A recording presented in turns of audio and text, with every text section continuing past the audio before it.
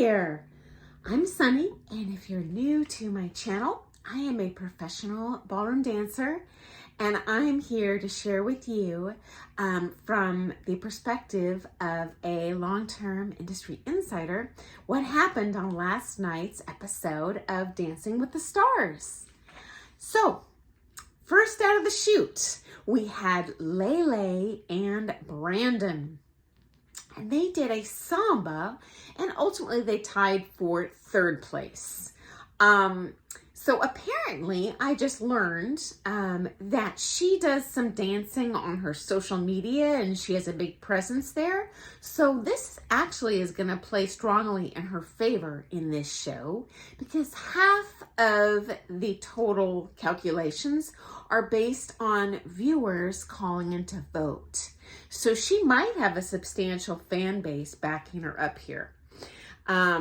I loved her Muppet pants. You know, the pants covered with the fringe. Can't get enough Muppet pants. Overall, considering if she is a dancer in real life, I was surprised by the stiffness of her upper back. But she does have overall a good flexibility. And the musicality was quite natural as well. So I like that.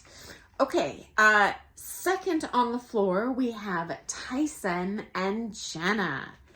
So as I've shared with you previously, I am a fan of Tyson. I hope he does well. I love seeing a little bit more mature dancers. I like seeing other races represented. So the diversity on the show hopefully reflects the diversity of the real ballroom dance world. Okay. So this week they placed 6th overall. And so that is up from last week's second to the bottom, and they went up 6 whole points. So, they get the award for most improved. So that is a huge leap for them. That makes me very excited for the potential for future growth. If he can improve that much in 1 week, that is really impressive. He does have stiff legs, but his hips are beautifully flexible for his age.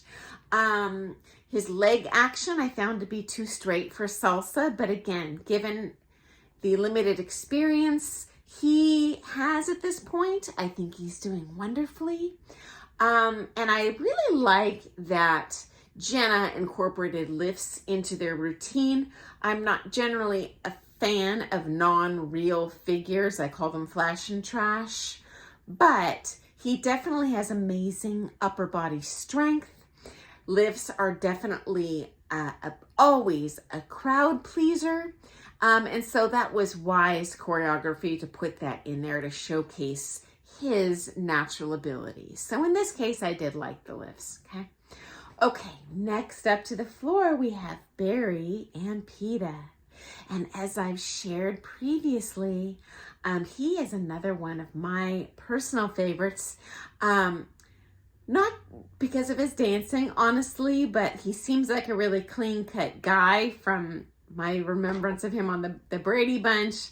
And I'm a big fan, again, because of his age. I love seeing diverse ages represented, especially in Pro-Am, older dancers. It's not a bunch of 20-year-olds dominating the floor, and I love that this is realistically portrayed on Dancing with the Stars. I love that. In the end, this episode, he tied for 8th place. I thought he had great syncopations and great natural aptitude with the music. He had wonderful flexibility for his age. I was not expecting that, given in the very first episode, he was very concerned about perhaps some inflexible hips, previous injuries. I'm not seeing it. I think he's doing wonderfully. Exceeding all my expectations. They did get all 5s this episode, but honestly, I think if they took his age into consideration, he would have done even better and placed higher. So overall, I am very happy with his dancing, and I can't wait to see more. Okay, 4th onto the floor, we see Adrian and Britt. They were given a samba and they tied for 8th place in this episode, okay? I did like that we get to meet his baby in this episode.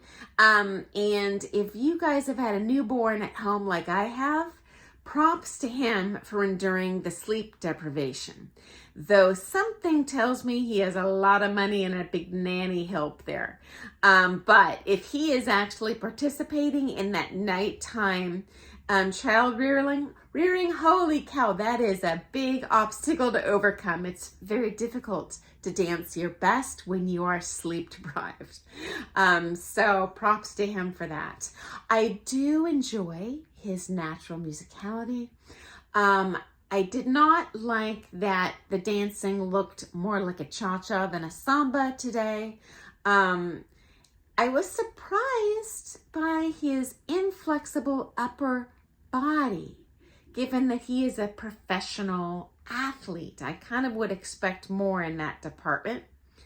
I do think this was the only couple whose marks actually went down from last week. So that was kind of unexpected. Usually everyone kind of ups the ante every week. In his defense, samba is one of the most difficult dances to learn. So he did have that additional hurdle this week. Okay, next on the floor, we had Mira and Gleb. Okay, so overall they placed 7th. Honestly, I would have had them lower. She probably had the weakest musicality of all the competitors this week. She was slow. She was not arriving on the beats. She was very stiff, very centered on her feet, but not in a good way, in a very stiff way that showed me she doesn't have a lot of natural balance. On the upside, I loved that she had age-appropriate costuming. Overall, I'm a fan of modest costuming. And I just want to make sure that more senior people out there who are interested in competing know that it's not like Dancing Queens where we're essentially wearing a rhinestone bikini out there. There is a wide variety of coverage that is acceptable. And honestly, I have a general preference for that. I really want people to look at me based on the beautiful dancing and joyful dancing I'm showing, not for the off chance they get a flash of cleavage or my butt cheek. Just a personal preference. It is not wrong to go the sexy route if you want to do that, but it's not my personal preference. And I think especially for more mature competitors, it's less distracting. I certainly don't want to look like a cougar on the floor. I want to look like an awesome, beautiful dancer. And I think her costuming does that beautifully this week, okay? So 6th on the floor, we see Sochi and Val, okay? And they tie for 1st place this week. As you know, I'm not a big fan of the aerials when they're a talented couple like this, but it is amazing for audience appeal and generating just call-ins, and that's half the battle in this show. So that's what he chose to do. It was seriously weird to me that she wore tennis shoes. This, you just would not see this in competition. But if for orthopedic reasons you need to wear tennis shoes for lessons, for practice, for social dance, this would be socially acceptable, albeit unusual. In that case, make sure to glue suede to the complete bottom of the sole of your shoe. Otherwise, it's going to be quite hard on your knees. The suede will make it much easier to spin and rotate or slide in the case of the ballroom dances. So I didn't see the bottom of their soles, but I suspect that's what they did this week. And hopefully that was not to hide a balance issue for her, because she's not going to be able to get away with those tennis shoe type look for all the dances this entire season, okay? I love her musicality. I love her syncopations. I think for the lack of experience, she has good foot extension and ankle articulation. Many of the dancers are taking a lot of heels, very flat-footed.